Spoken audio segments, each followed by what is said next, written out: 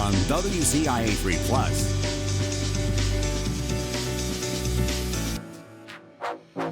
With your host, Kelly Finley. This is The New Kid on the Block. Welcome to The New Kid on the Block. I am Kelly Finley, very excited to be your host and always introduce you to great people across the community who are telling me more about why they love their job, why they love to live, in Central Illinois, getting me from being the new kid on the block to knowing more on the block, if you will. As I love to do, I have my guests introduce themselves, tell you which organization they're with, and we're going to get right to the conversation at hand. Great to have you. Kelly, thanks for having me on the show. It's a pleasure to be here. Let everyone know who you are. So, first of all, I'd like to say that I'm a homegrown guy. I'm an Urbana guy, how I grew up here in this great community of Champaign-Urbana. Mm-hmm. My name is Tracy Parsons. I'm the Community Relations Manager for the City of Champaign. I facilitate what I believe is just the best community group in our community called the Community Coalition. So I'm sure we'll get a chance to talk about all that down the road. Mm-hmm. But this is just a great place to be, to raise my kids who are now gone and all of those kind of things. But I made the conscious decision in the mid-90s to move back home. So I'm a graduate of Northwestern University, lived in Chicago for 15 years or so, a couple years in Minneapolis, Minnesota, and then returned home in the mid-90s to run a community organization at that time called the Urban League. Yeah. And so, did that for 14 years. I cannot wait to talk about everything. Yes. Now, you kind of skipped, though, something that I love to know is where were you born? So I was born in Urbana. In Urbana, okay. Yeah, graduate of Urbana High School, 1980. Who are home of the who? What's your mascot? Home of the Urbana Tigers. Okay. Urbana Tigers. Very proud tiger. Well, it's one of those things. You grow up here, you understand the Champaign-Urbana rivalry. For anyone who's moved in here, who comes in here, thinks it's Tell me about it. Thinks it's a little silly thing with this small town, but no, it really is a dynamic part of our community. A good, healthy rivalry, competitive. Mm-hmm. I grew up as an athlete, so playing against the Champaign teams in schools was what you lived for and what you worked for. And in the summers, the kids just playing and being competitive in the parks, and just grew up here as a fantastic place to grow up, and be a part of. I'm a 70s kid, so you talk about racial transition, segregated schools, and desegregation of schools, and all of those types of things are what I grew up going through, living through. And you're so interesting you say that because you're so young. Yeah, well, that wasn't. But that wasn't so long ago. It really wasn't. And when you think about community change, the dynamics between races.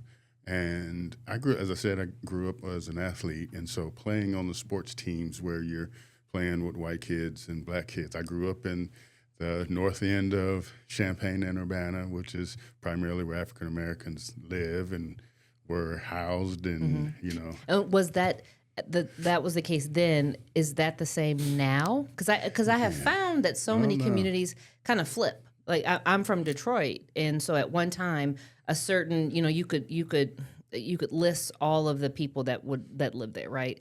But now that there's been a shift in the city, and more people want to come. They want to leave the suburbs and they want to live in the city. And so now it's not predominantly one; it's a mixture of this. Yeah, that's happened here with our growth, as a community. But back in those days, and we went through all of the housing and redlining and all of those types of things that most communities were going through in the 50s and 60s. So the black community was the north end, north of University Avenue is what that means. Mm-hmm. And so people that are long-term or raised here, been here, you hear that referenced a lot around North the End. End, okay, right? Which means the black part of the community. So. Okay, I'm glad. Thank you for telling me this. I love to understand the local speak. Yeah. I moved here from Mobile, not my hometown, but when people say down the bay, That means something in Mobile. Right. And when I Yes. first arrived, I thought, no, where's this bay? Yes. But So- people know what that means. You'll hear it here. Okay. In your time here, you'll hear North End. The North End. So that you and your family lived in North End. Yes. Um, I grew up in now it was Hayes School at the time, but it's Martin Luther King School now. I grew up in that area of Urbana.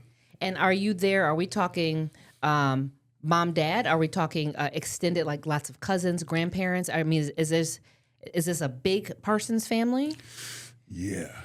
We've are connected to the Browns. My grandmother is who came here first in the, I want to say, late 40s, early 50s, I believe, down from Tennessee, Paducah, Kentucky, in that triangular kind of area there.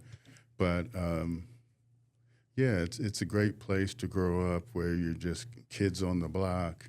You knew all the kids, the neighbors, and all those stories that go on with that. It was part of my upbringing, part of my raising up here in our community. Okay, so you're raised as a tiger, a very strong tiger. Absolutely. And is Friday Night Lights a big thing here, especially with you when you were playing football? Well, not like it was obviously when I was a kid, where on Friday nights, football and basketball is what the community did. And so I grew up as a kid going to the games, watching the kids in the neighborhood who were my role models and the idols that I looked up to. And it was just a beautiful space. Now we have community is very different today. Yes. And I was recently at the Champaign Centennial basketball game, and you felt that sense of community and pride that I don't see enough anymore, right? As we've had, folks move in, our community's grown tremendously. Our investment in our kids and community is not as strong as it once was. You're a parent. How do we change that? Well, that's what I do every day, working for the city, running the community coalition is how, I'm the community relations manager. So I'm working with the homeless folks on the streets to the chancellor's office, right? And everyone and everything in between that. And that's what we're doing every day is try to grow our community. How do we engage with our community? How do we reach kids and families that are struggling with connection and feeling a part of? How do we change that, right? How do we not just be so focused on what's best for the university that we forget about the community that's here and those folks that are here? So you have a significant divide between those folks who were born and raised here and the folks that have moved in here in leadership positions. Is it noticeable? Absolutely. The town ground divide, the influx of people from all over the country, all over the world. Right. We've got 9,000 Chinese students on campus, right? So when you think about just the diversity of the community and how it's changed through the years, it's a fantastic growth for our community. Probably none of us would be here if it wasn't for the University of Illinois. So that's our engine economically, makes the vibrancy of our community. When school is out, it slows down significantly. You notice it. Right, yeah. When I moved here, everyone said, yeah, school's out. It'll be a little different. Right. I thought, well, how different? Oh, that different. Yeah. You're well, very... when you think about now, up to 60,000 people, coming into a community, what that infuses, So you grew up in this area, the North End. You go to high school. What were your dreams and aspirations? Well, I grew up as an athlete, like many black kids. But, in those days, we played for fun. We played because that's what we liked to do. It wasn't about, NIL deals. That's and a whole nother AAU. conversation. Yeah, it's a whole nother conversation, right? So I grew up as many kids, right, do, being an athlete, that you wanted to be a pro athlete. You saw that and you see that on TV and you emulate athletes. And I was always into the more intellectual athletes. So, the Muhammad Ali's, the Kareem Abdul-Jabbar's, Jim Brown's, right? Those guys who were advocating for the betterment of black folks as well as everyone, right? How do we... Using their platform. For more than just the athletic purpose. Yeah. So, Gotcha. I had mom and dad raised me, strong, solid family. Expectation, was huge, right? We answered for each other. We answered for our community. I was always told, don't forget, you represent us when you're out here, right? So Yes. all those things were the That's drivers. what I told my Yes. kids that growing up. You, Yes. you carry that name. Right. It means something. Yes. So it was important how I carried myself, what I did, what I didn't do. I had curfews as a kid growing up, right? And so it was just a great place. It's we like to talk about terms like micro-urban now and all those kind of things to define the community, but it really was just a great place to grow up and feel loved, supported, encouraged, growing up here, I had teachers in the schools and principals and all of those folks that, had high expectation for me, right? That's how you were raised. That's how I was raised. It made perfect sense as part of your everyday language. Yes. When kids hear that at home and then that expectation extends to school and work, you know what you need to do. Absolutely. So you graduate high school. Where do you go to college? Or I should say, what were you considering, and then where did you ultimately, we obviously know where you ultimately went, but where were you considering? Well, I was the first one in my family to go to college, Really? right? So it wasn't as much like, okay, you're going to college and, having strong aspirations that I'm going to go and this is how it's going to happen. So I was really blessed and fortunate as an athlete that I went through the recruiting process. How was that? Well, it was phenomenal. First time I ever went on a plane, right? First time traveling like on my own and those types of things. So it was a unique experience for me. And so, at the end, right, I could have gone to Eastern Illinois, Purdue, Vanderbilt, and then I chose Northwestern because that's where my dad told me I was going. You get a chance to go to a school like that, that's what you're going That's to exactly do. right, because Yeah. it's bigger than the game, That's right. right? And so I didn't know and understand all of that at the time. You didn't but need to. Yeah, right. I learned it quickly, though. Your dad said, That's that's right. where we're going. Well, it's just how it was, right? My That's dad right. was a disciplinarian. He was a musician, so he understood about discipline and practice and all those things that were separators.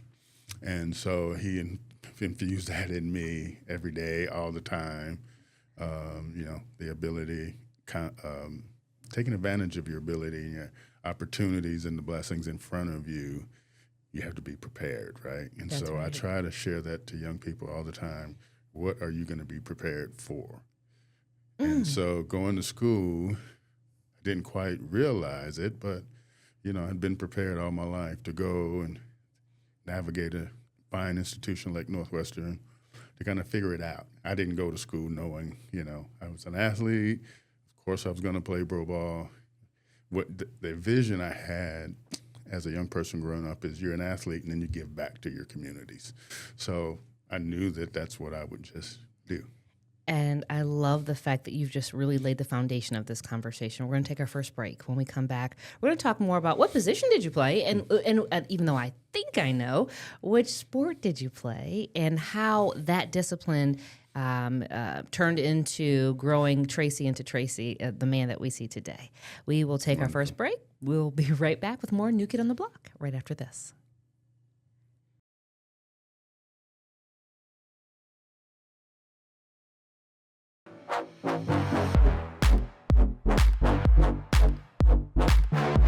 Welcome back to the New Kid on the Block. That is me inside that little slug bug, if you were wondering.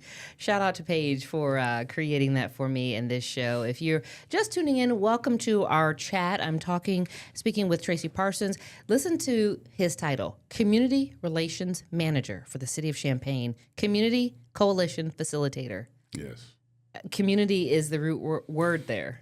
Yeah, it's such a great blessing and opportunity that I have to shape not only the direction of our community and keep fighting for inclusion and equity and equality and raising hope for our kids and families, but I directly get to touch kids and families, right? And I was working in Chicago for a long time, and Chicago is just so huge, and the kids programs I was working with, barely get to meet and know the kids. Yeah. Where I come down here, The pace is so different. pace is different, and it's just you can get your arms around. Literally. Yes. Because kids, they need that. They Yes. really need that. So before we went to break, we were talking about the fact that, Dad decided, and there you were headed to Northwestern. Makes a lot of sense because he saw from a future standpoint of the possibilities and the opportunities, even if you couldn't dream it. He saw it as a parent. You referenced a couple of times that you were an athlete. Which sport did you play? Well, in high school, I played them all: football, basketball, ran track. But in college, I was fortunate enough that I played collegiate football. Which position? I was a 3-year letterman. I was a running back. Okay.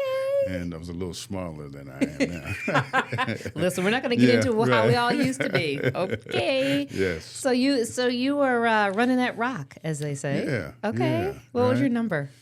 It's number 37. I was not ever pleased and happy with that Why? number because my number had always been 20.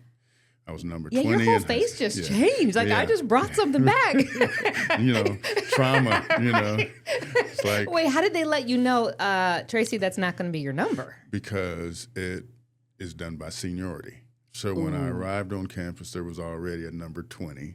He was there for 2 years, and then when he left, another guy who had seniority over me wanted number 20, right? So I was in number 37.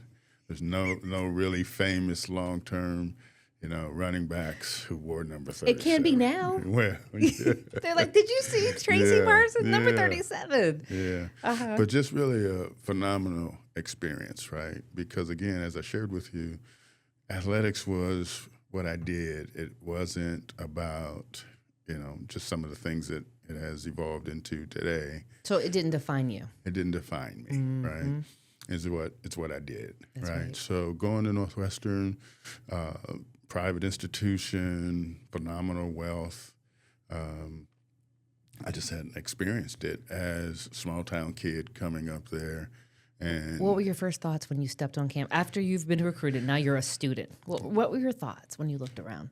well, you're just overwhelmed, and most freshmen, experience going away to college for the first time, and your eyes are wide open and those things. But just it was life-changing, obviously, but also just going through the personal growth you go through to try to figure out. When I came in, I was the 7th string running back, right? Because we had the top player out of Detroit, we had the top player out of New Jersey. The guy who came to Northwestern had chosen Northwestern over Michigan State. Yeah, it's okay. Yeah, right. I'm a Michigan fan. That's fine. Yeah. And so, you just come into that environment. You're trying to find yourself and figure out who you are. And Northwestern's very competitive academically. Yes. I tell the story of I lived in the dorm, all guys dorm. Right across the hall from me was a kid named Bruce Silverman. His dad was Fred Silverman. I don't know if you remember the TV show Dallas. Yeah. Do I? So Fred Silverman was the producer. Stop of that. it. His son was my neighbor, right? And I played football with Sandy Schwab, whose dad is Charles Schwab. Oh, that's Schwab. So when you just talk about, wealth and whole new level of... That's what they call that old money. Yes, Uh-huh. yes. And you were right there. I was right there. But because you were raised correctly, you fit right in. Well, I had to learn that, right? And you had to build that confidence to know that you belong there. That's right. You can compete there athletically as well as academically. And Northwestern's that kind of place that it weeds you out, like most colleges do. Absolutely. But really in a smaller environment like that at Northwestern, where your average class size is 10, 12, 15 students versus a big University of Illinois where you got 300 or 400 students in a class, right? So you knew you had to be prepared because you couldn't go into a class of 12 And not be prepared. and not be prepared. Did you find yourself saying, okay, Dad, now I see. Now I understand why you wanted me here, even if it's begrudgingly. And it was much later for But it. that's real. That's Yeah. very real. We were horrible athletically as a team. I lost my first 22 games. So we had the longest losing streak in the country at the time. That was there. And you're coming off of a very winning season as Oh yeah, in high school. All of our teams were good. I didn't win any state titles or anything like that, but we were always really good teams and really competitive. And that's like a culture shock. It absolutely is. 20 games. Yes. So the 21st game, when we got that win, how happy were we? Well, that pressure, and as an athlete, you learn about competition and preparing. And every week, we thought we were going to win, right? So you go in and you prepare and you do those things. You're in the weight room and you're working out and you're meeting and trying to figure it out. And you don't go into a game thinking, oh, we're going to lose, right? Right. But it builds, and it builds the character to be able to get up every week, even though you're undermanned and. And that cold weather sure didn't help. Oh, end of the season when you're losing. Oh. And the wind is Like, coming off who's in the the lake. stands? Who's watching? Parents. Right. That's my baby right there. Right. Yes. And the band parents Yes. and the cheerleader parents. Yes. My Totally family get that. still tells the stories. My brother tells the story of just, going up to the games and being so cold and sitting up in the crowd. It's like, Dave nodding his head. Yes, Dave yes. knows. Dave, can Yeah. we punch up that four shot so we can see who Dave is? Yes, that's Dave. You're nodding your head. Everybody gets it. Yes. But you know what? That's how you weed out who's for you and who's not. absolutely. Because those who were right there, they knew you win. And so and as you develop and blossom into who we see today, they're part of your testimony, clearly. Yeah, it's such a powerful space. I believe there's nothing I can't do, right? So when I'm working on these community issues, I believe we can solve them. I believe we can address them. I believe if we can come together and put down our pettiness and our silos and our egos and our pride to say, what can I do to help and address, the needs of our community? That's my whole philosophy of where I come from and what I'm all about. And when you add into that, as we get it ready for our next break, when you add into that, the fact that you were the first in your, the first to go to college, right? You've got a different level of grit that some people can't even spell. Yeah. And so I'm bringing all this up and really unpeeling these layers because it leads into how you're able to connect to the community, how you can tell a kid, I've been there, I've done this, and here's why this makes sense for you to do X, Y, and Z, right? Yeah, my grandmother only went to 8th grade. She, at one point, owned almost 10 homes here in our community. She was a cook on campus and self-taught, right? My dad, again, was a musician, and my mom worked in the schools, and it just, work, confidence, you can do it, expectation that you're going to do it is just at the foundation of who I am. Just like that. All right, we're going to take our next break. When we come back, we're going to talk more about your various roles and how you are reaching the community and how the community can step in and support what you're doing and more. We will take our break, and we will be right back with more New Kid on the Block.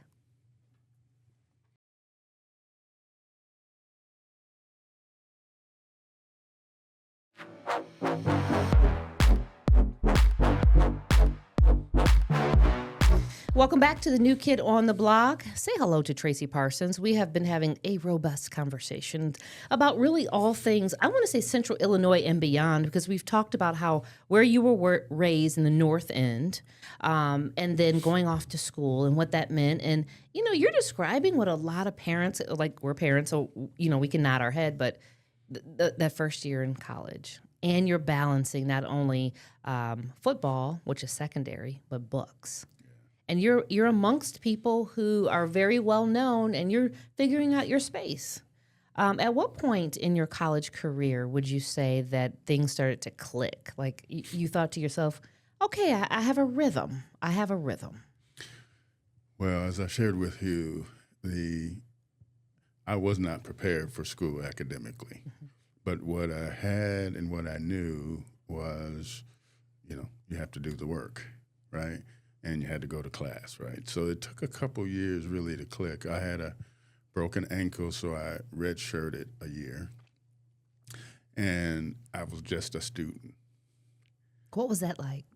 That's when I realized, that's when it all clicked, right? Because the demands on you as an athlete, it really isn't fair when you think about weightlifting and meetings and practice and team meals. And, you know, that's 6-7 hours a day, and you're trying to squeeze classes in. I remember we had a away game at Michigan State, and I missed the midterm, and I shared with the professor that I had a football game as a town. He's like, your finals, your whole grade then, right? There wasn't a concession that might be made maybe another place. So what he basically said to you is, why do I care? Right. Because you're here as a student. Your thing. Yeah, that's your thing. Ooh. So it's like, whoa, right? And so it's just, you learn to compete. You know, I got all A's and B's that one semester, we're on quarters, but that one quarter where I was, you know, not playing and just a student, I realized that I could compete academically. And what that did for me, confidence-wise, and the ability to take on leadership, right? So I'd always been captains of the teams and things like that push you in a leadership place, right? I've always been a very popular person. My dad used to, you know, fight against that, letting your ego and your pride lose perspective because you're liked, or, you know, people tell you good things about yourself, right? So I had a dad who was, you know, keeping me humble. And you learn that, right? So you appreciate, but you know that there's the work that you have to do. There's that expectation again, right? So it's just been a phenomenal space for me to be a professional and be able to give back and be able to help and be able to make a difference. So as I get, you know, older in my career, right, you start thinking about legacy and what have you done, what have you accomplished, what have you left behind. My dad used to say to me, what good is information and stuff if you're not sharing it, if you're not giving it, right? So to keep it in and say, hey, I know this or I've got this it's foolish, right? Very much so, because if you're blessed to have the information and the experience, you owe it to the next to bless them with that too. Absolutely. All right. I love this. Yes. You're adding some major motivation to people's lives. Just what you're saying, because it's almost like this is unheard of now. Well, I don't know. You know, like I said, what we can do is just control the space that we're in and what we have the ability to do. So that's why I was very appreciative of you asking me to come on, because I'm, you know, supporting you as you're building your space here at the station, welcoming you to our community. And this gives me a platform to talk about what a great community we have and how much it takes for us to work at this. It doesn't just automatically happen. So we have to figure out how we address our homeless issues. We have to address student performance or lack of Black student and Latino student performance in our schools. You know, we have to look at the challenges around domestic violence and what that does to family, community. We have to look at how we do effective policing and not have police on communities, right? And we're doing and addressing all of these issues in a new and really direct way. Do you think that, so once you graduate, and what did you get your degree in? I'm a sociology. I have a sociology degree. Oh, even better. Yeah. Do you think that when you take that degree in your time in the big city of Chicago, that helped for you to be able to lead these conversations that are sometimes awkward, sometimes uncomfortable, because there are people who say, well, why are you helping that population? Or why aren't you making sure that everybody gets an invite to this? I mean, being able to navigate your way through what we call life. Well, I've really focused on this issue of race and the role that race plays in all these social issues and economic issues.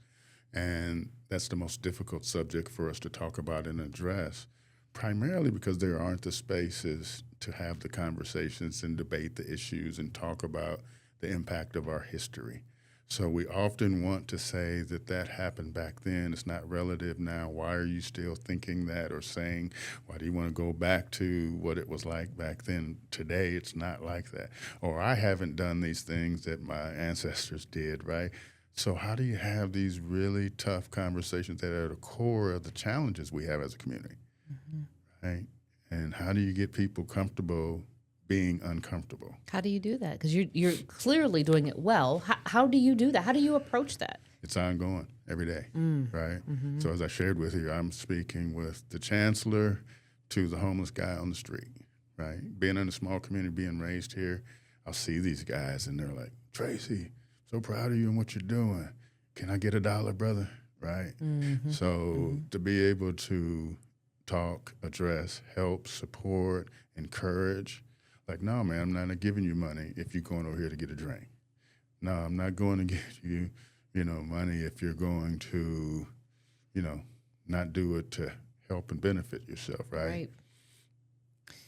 It makes a lot of sense. And again, you can have that conversation at different levels where you're comfortable enough, you know your community well, you know where there's the needs, where there are needs versus wants. Correct. What's the common denominator that you see in the people that you are speaking to, whether they're in suits or in sweatpants, whether they're in the office or have jobs that they're selling cars? I mean, what's the common denominator? Everybody wants success and happiness and resources and to feel connected, to feel love, right? Everybody, that's at the core of everyone, right? Now, how we get there, how you achieve it, how and what you expect others to do, like those are the different things. But at the core, everybody just wants to be loved and liked and be happy. And so if we can just keep that in mind, it can help. I mean, it's still tough, difficult, different perspectives, different ways of approaching these tough subjects and issues, but you have to address them directly and head on. You can't get around it. You can't be, well, if we don't, no, you have to address it. And I'm sure you find yourself in situations where people think, well, you were so nice. Like, why do we have to discuss this? We're friends. We're good. But that's not what your platform is for. I get that a lot in the white community, right? They're like, oh, Tracy, you've got this and things are so well for you. And, it's like, no, it's not well for me if I know I've got others that I have the ability to help and support, and we're not doing that, right? So I can't be totally happy with just mine and getting mine. My role is to help make sure others get theirs, right? So if we have impediments, we have history, if we had challenges to that, then it's part of my responsibility to help break that down or help address it or make people come to the table that don't want to come to the table, right? Because it's not fun and easy stuff. Because ignorance is not a pass. We're correct. Absolutely. All right, we're going to take a break. I like that. You like that? Yeah. Okay. When we come back, we're going to talk more about the boards that you have served on in the past and what that does for you now. And again, how people can get involved, because they may be listening to you saying, whether they're white, black, whatever color, saying, you know what, this is my call to action. I want to do something. This sounds like the gentleman I need to connect with, and I want to do something like now. So when we come back, we'll talk more about how they can do that. Stay with us. More on the New Kid on the Block right after this.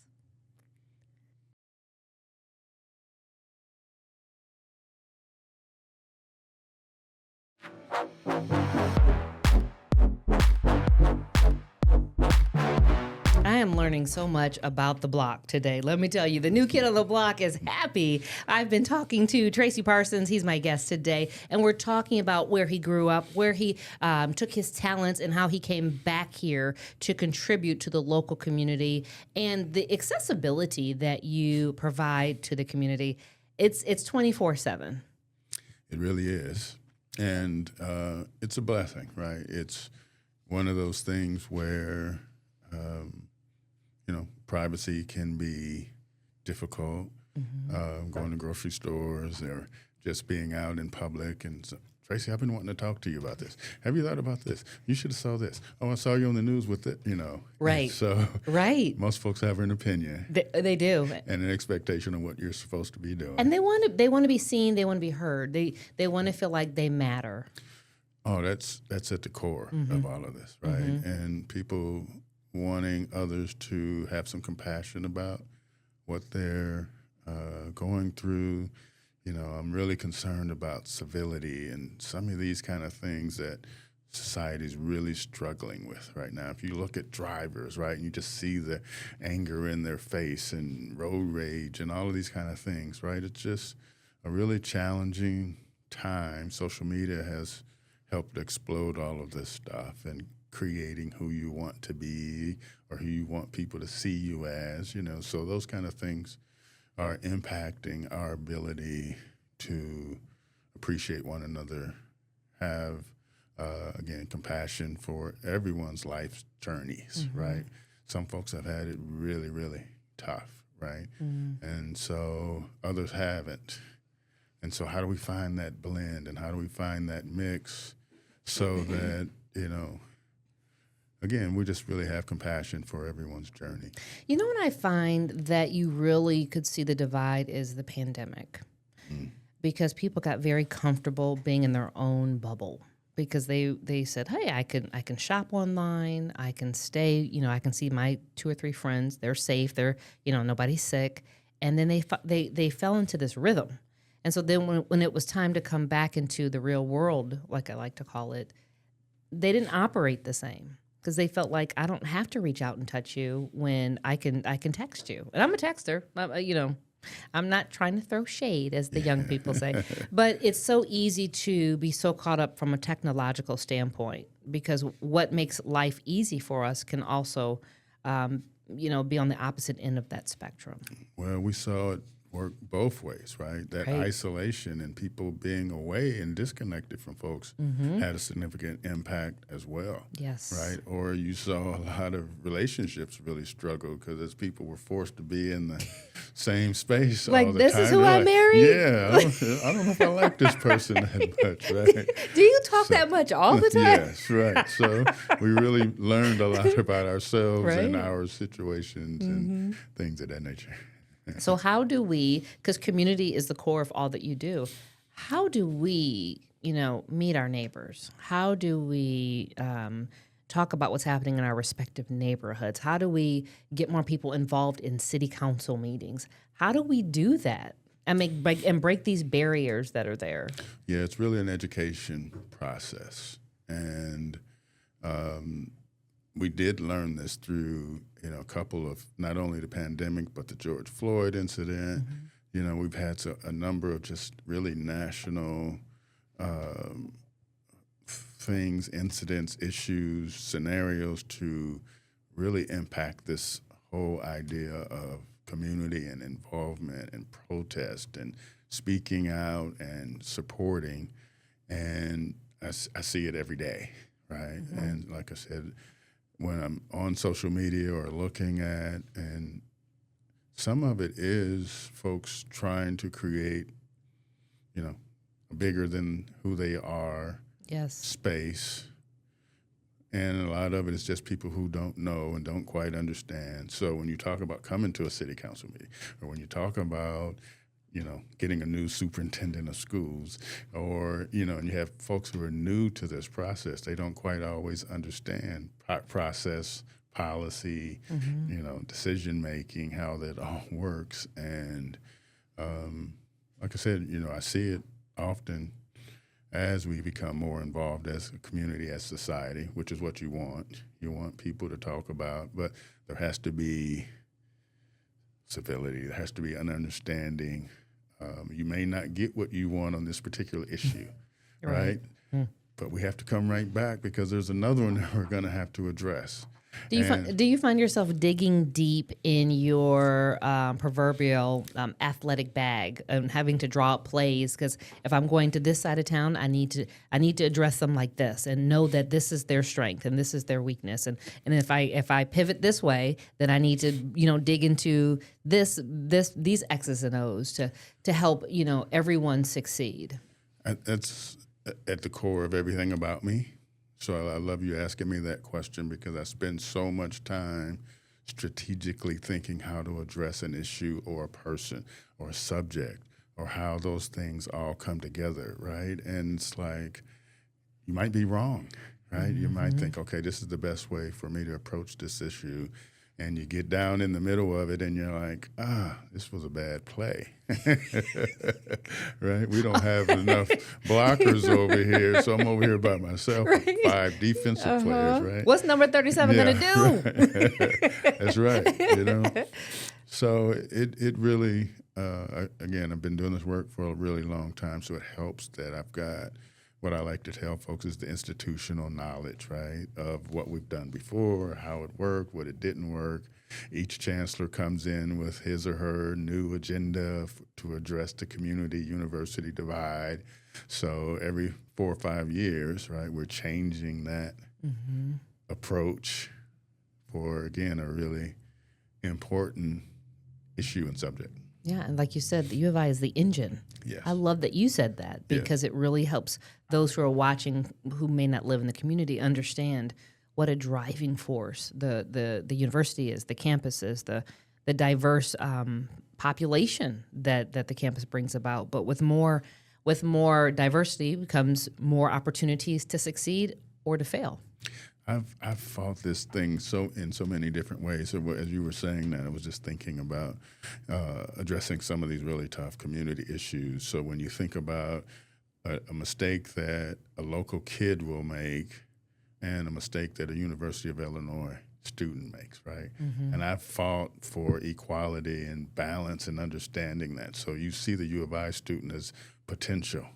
You don't see that for the local kid in the community who might make the same mistake. How do we change that, Tracy? You got to address it. You got to keep talking about it. You got to call it out. You got to look at the data. You got to look at what you're investing in. And that's all part of it is to say, okay, we're not putting enough money and resources and supports over here.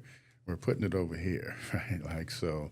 You know, one of my favorite things that I saw when I was living in Alabama, and I don't know if they do it in other communities, but you know how they have signing day?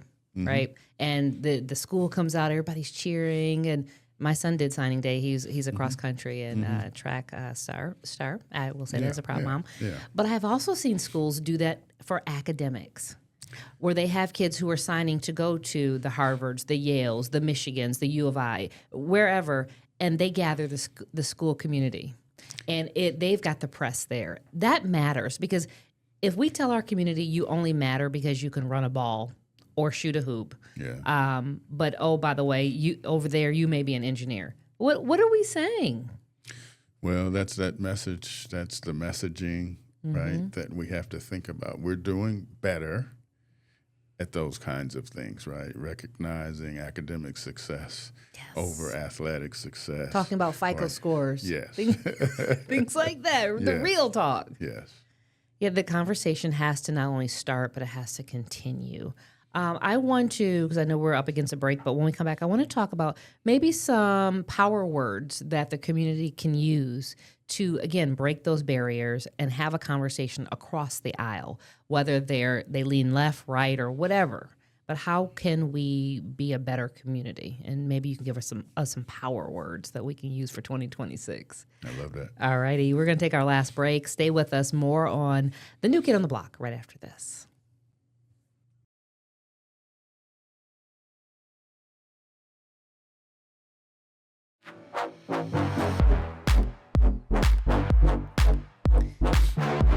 Welcome back. I hope you have been enjoying our conversation. I'm learning so much about my new hometown. Tracy Parsons, Community Relations Manager for the City of Champaign, Community Coalition Facilitator. Community, once again, is the base of all of this. I asked you before we went to break, Tracy, and thank you for joining me, by the way. Yeah, thanks for having me. You are welcome. When I first moved here, one of my teammates, you know him, Scott. Scott said, if you meet no one else, you need to meet Tracy Parsons. Well, I said, really? Why? He said, because he's connected to so many people on so many levels, and he's constantly doing and using his platform to make the city better, his space better, those around him.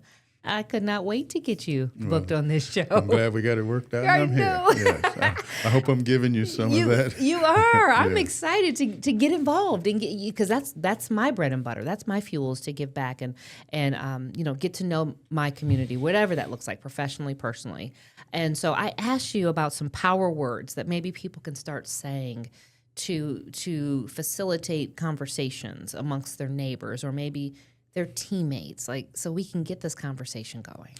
Well, right now I am such a fan of the idea and the word of being grateful, right? So when you think about we all have things to be grateful for, no matter how big and how small. So I really try to start off each day thinking about those things that I'm grateful for. And that enables me to not think about all the challenges that you have or all the things you haven't done the best of or the failures or the mistakes, right? All of those types of things. So that's one. I like the idea around hope, right? It's such a depressing and saddening thing to meet a 13, 14, 15-year-old youth who has no hope, right? And how do you infuse that hope into them? And the world and society and their growing up has beat that out of them. So I like the idea around hope, right? I love the idea of civility, right? How do we say thank you? How do we show appreciation for one another? So those are kind of the core pieces that I really kind of think about and try to practice. There are many, many more, of course, and but when you think about being grateful and hope, aspirational, giving back, creating for others. We all have so many talents and have things that we all can give. And how do we create space for people to give, right? Love that. You have been in your role with the City of Champaign since 2015. Yes.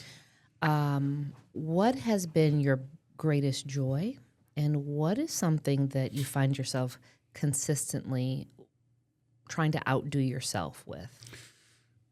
I think the biggest joy that I have right now, we have a phenomenal leader, Joan Walls, the city manager, City of Champaign. Mayor Finan's doing an unbelievable job in the city council, and Dorothy David before Joan. And to just see how we're moving, we've developed an equity and engagement department at the city so that everything that we're doing, from contracting to marketing, is looked at from an equity lens, right? Okay. How is all of our community impacted by what we're doing, right? Yeah. And so to just be part of Joan's team and see how we can make a difference in our community from this lens. Like, it really started from George Floyd, that enabled us to look at, as a city, how we're doing things. Now, do we get it right all the time? Absolutely not, right? And do we have ways to go and ways to improve? Absolutely so, right? But thinking about an equity lens from the city of Champaign as we provide leadership throughout this community from an equity lens is just so powerful. And I'm so grateful to be part of that team and this approach to our work. I think about the equity of across many cities where, let's say, a new business comes to town and everybody's excited about that new business. But how many people knew that they had an opportunity to be that new business? Yeah. And that's where that equity, to me, comes about, that everybody had equal and equitable opportunities to get in on that bid. And that's where being involved in the community makes such a difference. Yeah, that's systemic and structural work that we should be doing from a city lens, right? And providing the leadership and expectation from across the community. And, that same expectation for the university and how it does what it does, right? So it's just a great time in the community. Again, we've got unbelievable growth, unbelievable opportunity. How do we make sure that all of our citizens and community are participating in that? We've got a growing immigrant population here from all over the world.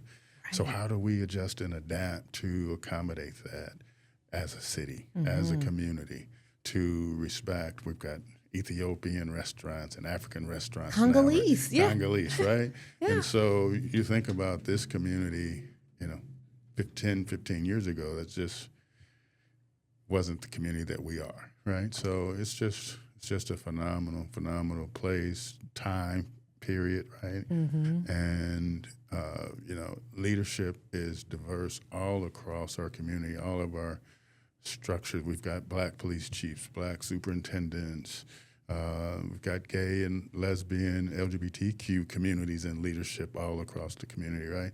So we are becoming the micro-urban community that we are, right? But how do we do that? How do we protect that? How do we fight for that becomes the issue, Because for so many people who are fighting for it is as many people who are fighting Absolutely. against it. Absolutely. It's constant. Yes. Okay, so your role, or I should say the mission of the coalition, is to direct and implement sustainable strategies to improve youth and family outcomes by building solid partnerships and effective collaborations with diverse community partners in the areas of community partnerships, youth development, healthy youth, police community relations, and youth violence prevention. That keeps you busy every day. Yeah. We've made such great progress over the last, just to be really quick and brief, we had our officer-involved shooting of an unarmed black youth back in 2009. Our community had, protest marches, the whole bit. And then this is where I like to pat our community on the back. After all of that became our community coalition. So it's the place where police and community and government and schools and parks and, funders all are at the table to talk about how we address these really tough social and economic issues, keeping youth in mind, right? So when we lost the 15-year-old youth at the hands of police, we could have put the dividing lines and said, I'm staying on my side, and no one wins with that. So That's right. Community Coalition's a great place for people to be involved. We have a monthly meeting that's open to all community members. We have well over 100 members of our community from across the community in one space. The number of collaborations and partnerships over the last few years that have been built is just phenomenal. That monthly meeting, open to all? Open to all. Okay, location? We meet at the Holiday Inn, Kirby and Neal Street area. Right around the corner. 3:30 to 5. Okay, I'm excited to come to a meeting. Yes. I'm taking notes right now. Okay, so as we wrap up, Tracy, the best way to reach you, you say, is to call the city? Yeah, just call the city and, Okay. and reach me there. We've got coalition websites and city websites and our equity department. So all those different ways are ways of catching me. I've not found that's a problem for most people. They'll find you. They find me. And as last question for you, the best part of you and doing what you do is what? Man, I get up every day trying to figure out how I can make a difference, and feeling like I'm making a difference is just powerful. It's energizing, and I meet and see someone who's been benefiting from something that we're doing as a community. That's the best. Thank you so much for joining me and for all that you do in the community. Well, thank you. Thank you for joining us on this edition of The New Kid on the Block. I'll see you back here, same time, same place, next time. Oh my gosh, I could talk to you for